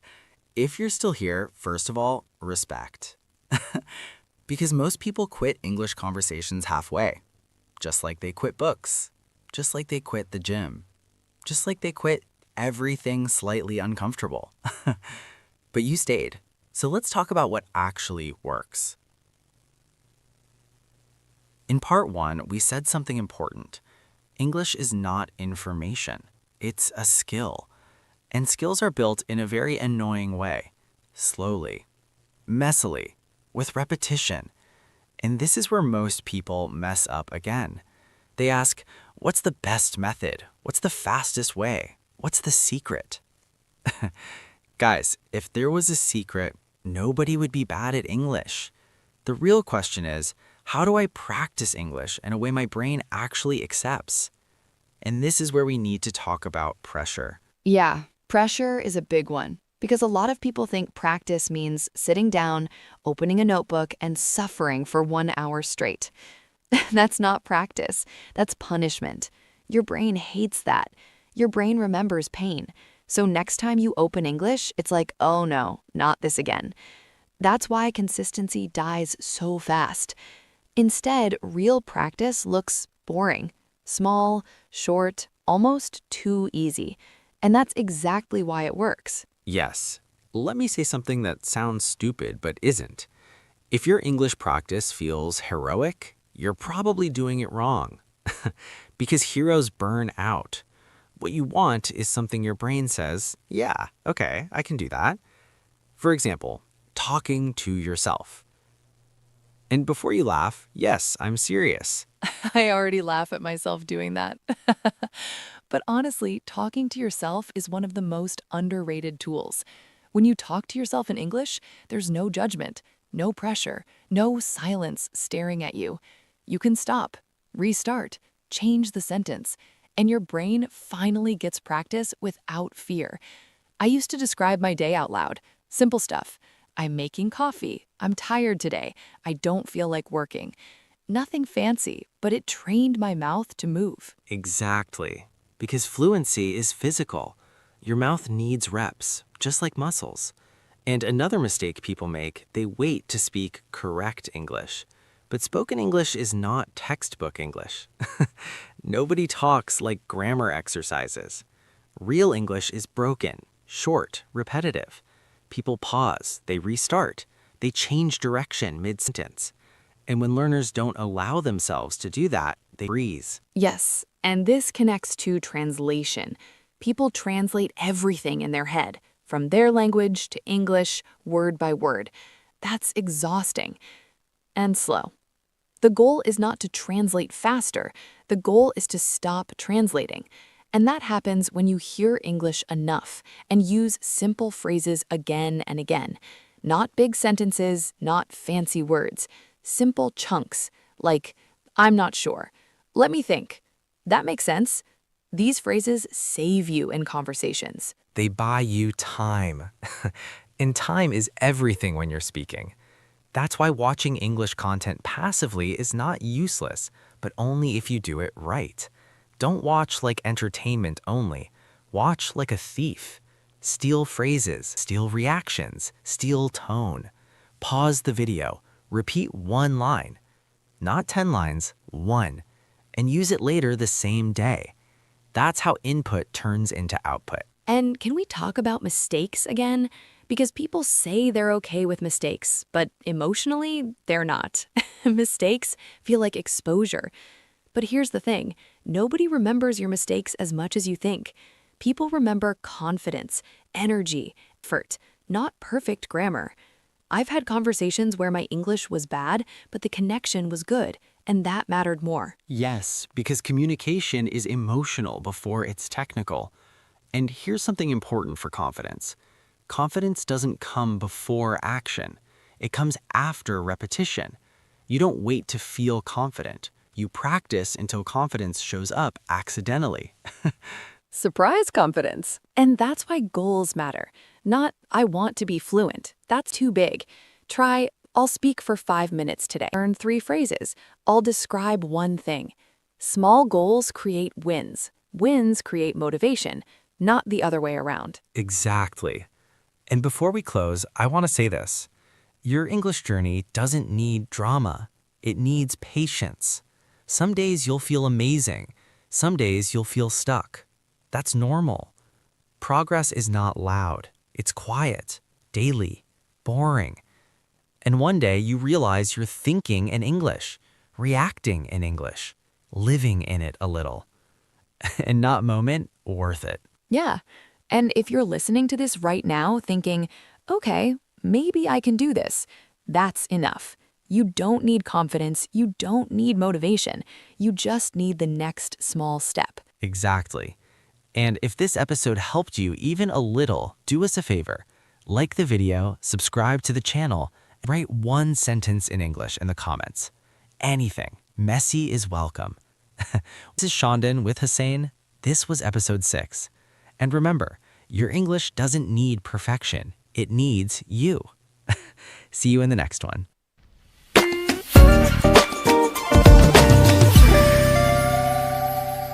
Yo, welcome back to English in Real Life. And yes, this is episode 2. You are still here, legends. Respect means you're serious about your life.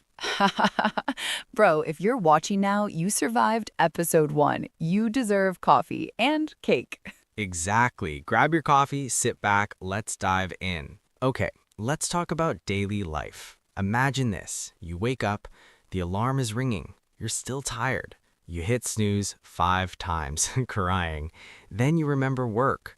Oh no, I have meetings, emails, chaos. You get dressed, coffee in hand, laptop, bag, keys, everything. Step outside. It's raining. You forgot your umbrella. Then bus is late. Traffic everywhere. People pushing. Bro, I feel this. Every morning is a survival game. Exactly. And you reach work. Boss is waiting. You're late, Hussain. Crying. Bro, my boss is worse. Why are you here? Aren't you supposed to fix the printer? Let's talk about coffee. You go to Starbucks. Menu looks like a small novel. Prices, oh my God. Grande latte, extra foam. Sir, do you want happiness too? Crying. And even water looks fancy. Exactly. You're like, I'll just drink water at home. Then friend comes. Bro, just try it. It's amazing. You take a sip, spill it immediately. Now open Instagram. Everybody's rich, traveling, eating steak, laughing. You're at home, instant noodles, Wi-Fi slow. Bro, same. Scrolling and thinking, is this my life? Exactly. But here's the lesson. Don't compare your chapter 1 to someone else's chapter 20. Your time is coming. Friends, when you're broke, let's stay home.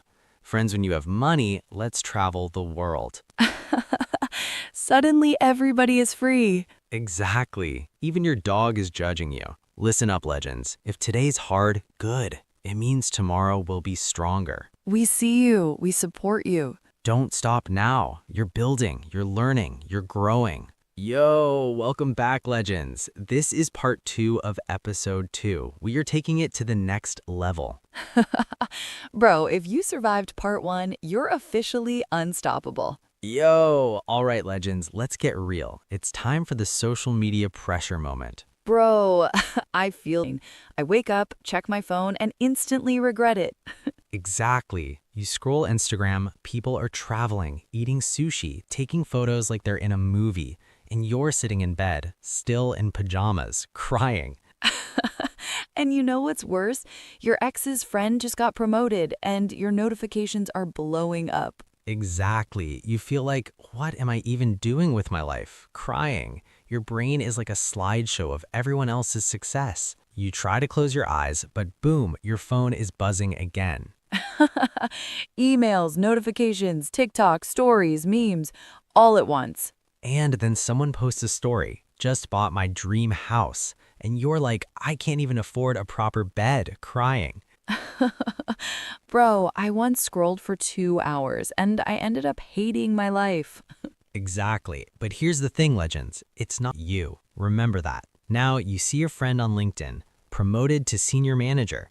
Meanwhile, you're like promoted to kitchen cleaner, crying.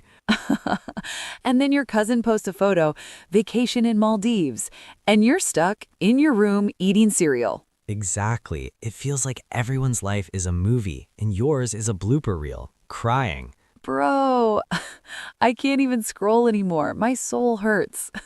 Okay, listen. Here's how you survive this madness. 1, limit your time. Don't scroll for hours. 2, remember your own journey. Don't compare. 3, laugh at the absurdity. 4, celebrate small wins. Bro, number 3 is life. Sometimes the posts are so ridiculous, you just gotta laugh at people flexing avocado toast. Exactly, legends. Social media is entertainment, not reality. Don't let it stress you out. Imagine this. You post something serious, like, finally finished my project. And someone comments, who cares? Crying. Or you post a vacation pic, and a random person writes, where's your mask?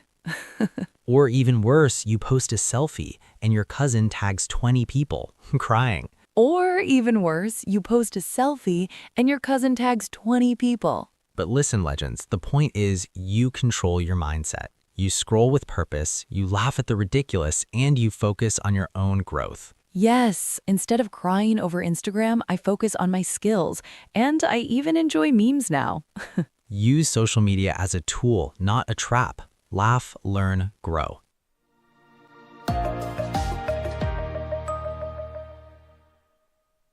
Yo, legends! Welcome back to part 3 of episode 2. Yes, you heard it right. Bro, part 3?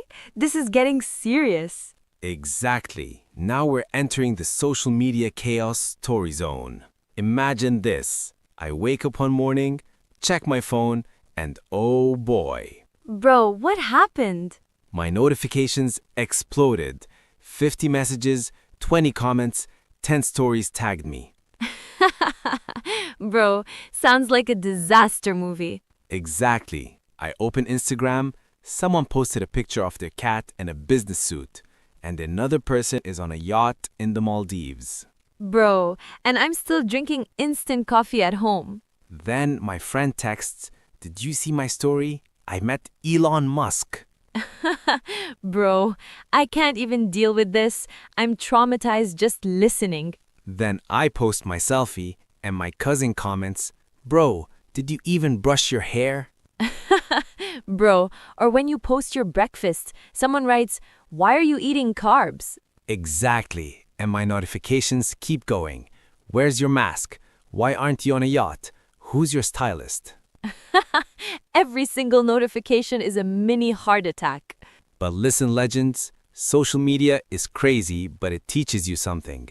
1, don't compare your life to others. 2, laugh at the ridiculous. 3. Focus on your journey. Yes, instead of crying over posts, I start planning my own goals. Exactly. Use it to learn, to laugh, to grow. Don't let it stress you out. Wait. Before you leave, if you laughed, if you related, if you feel motivated, smash that like, subscribe, join the family. Don't just watch and disappear. Hit that button now. This was part 3, episode 2. English in real life, done. See you next time, next episode, even crazier.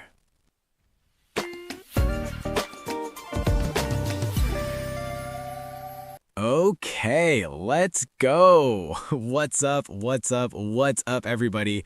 Welcome back, and yes, this is episode 3, baby. I'm Hussain, your host, your English partner, and the guy who believes embarrassment is a life experience, not a mistake. Today's episode is special. Today's episode is dangerous because we're talking about embarrassing situations in real life. And listen, if you say, I've never been embarrassed, I don't trust you. And I'm not alone today either. I have an amazing guest with me. She's confident, she's funny, and she has way too many embarrassing stories. Please welcome Sarah. Hi, everyone. And first of all, why are we doing this to ourselves? No, seriously, who agreed to this? I already feel like my life is a public disaster. Perfect. That's the energy I need. This podcast is basically trauma plus English plus lots of laughs. Yes, and I'm not holding back today. This episode is about embarrassment. My life, one long embarrassing story. You're in the right place. Guys, we tell embarrassing stories, we laugh, we learn English, and maybe we survive it somehow. Okay, Sarah, let's start easy. Small embarrassment. Nothing traumatic yet. Have you ever called someone by the wrong name? Have I ever? Bro, I'm a professional at this. I knew it. Tell us, give us the details.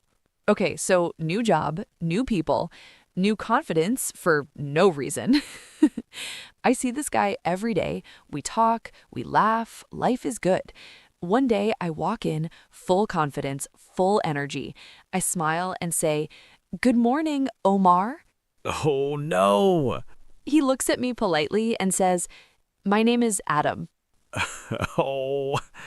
Guys, repeat after me for shadowing. I wanted the ground to swallow me. Guys, this is really important. Repeat again. I wanted the ground to swallow me. Perfect. My soul literally left my body. What did you do? Made it worse. I laughed and said, "Oh, ha, you just look like an Omar." Oh no, why would you do that? Panic. Guys, repeat this for shadowing. I was confident for no reason. Perfect. Okay, let me share one. Someone tells me a serious story, very emotional. Already dangerous.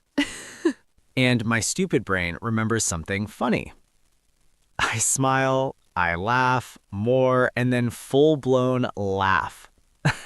Why would you laugh now? I didn't want to. It just came out. The person stops talking, looks at me, and says, "Is something funny?" Ugh, I'm stressed just hearing this. Guys, shadow this. I laughed at the worst possible moment.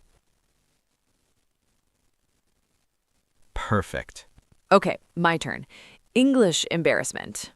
International level. The worst kind. So I wanted to say something nice, something polite.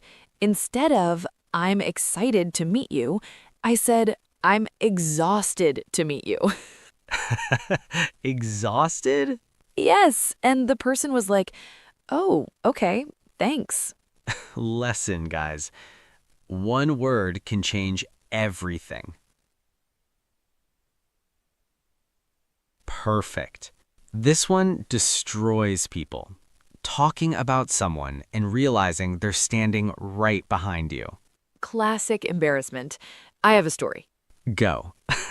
I'm explaining something, giving details, then I hear a voice behind me. Wow, that's interesting. Oh, no, no way. I turned slowly, and there she was, smiling. That smile is evil. Guys, shadow this. I froze completely. Perfect. And listen, this is just part 1. Trust me, it gets worse. If you enjoyed this episode, shadow the dialogue, repeat the sentences, and remember, embarrassment is temporary. English confidence is forever. See you in part 2, and I promise it will be even more embarrassing.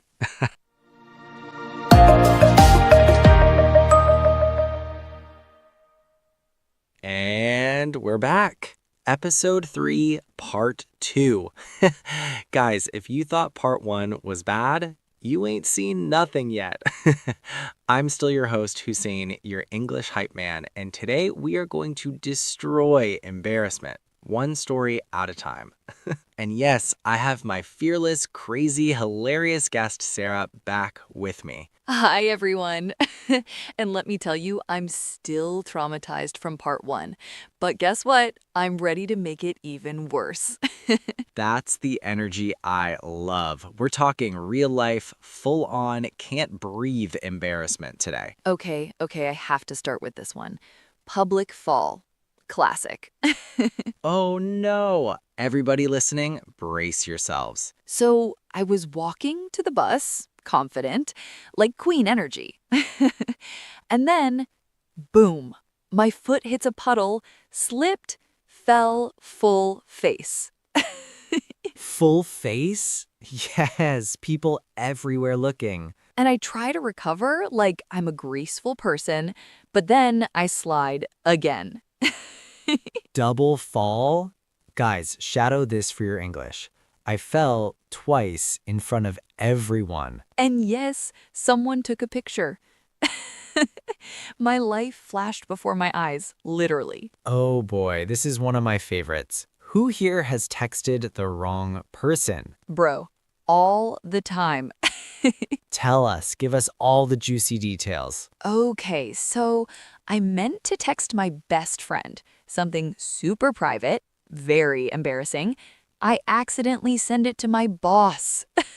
No way. What did it say? It said, OMG, I can't believe how ridiculous I am right now. To the boss? Guys, shadow this for your English. I sent it to the wrong person. And yes, my boss replied, LOL, I see everything now. That's brutal. Okay, embarrassing level professional. Go. I'm at a meeting, looking sharp, and then my shirt button pops fully. Oh no. And I'm like trying to cover it, pretend nothing happened, but everyone's staring. Shadow this. My button popped in front of everyone. I survived, barely. This one is English embarrassment level max. Okay, so I'm giving a presentation, trying to sound smart, and I mispronounce a word. Which word? Specifically, I said pacifically. Pacifically? Everyone heard that, right? Everyone. And then someone said, oh, like the Pacific Ocean. Lesson time. Shadow this. I mispronounced a word in public. Guys, if you're still alive, congrats. We are just getting started. And let me tell you, part 3 is going to destroy us all. But for now, let's breathe, repeat the sentences, and remember, I'm temporary. English is... So I wanted to compliment someone, and I said the worst possible thing. Oh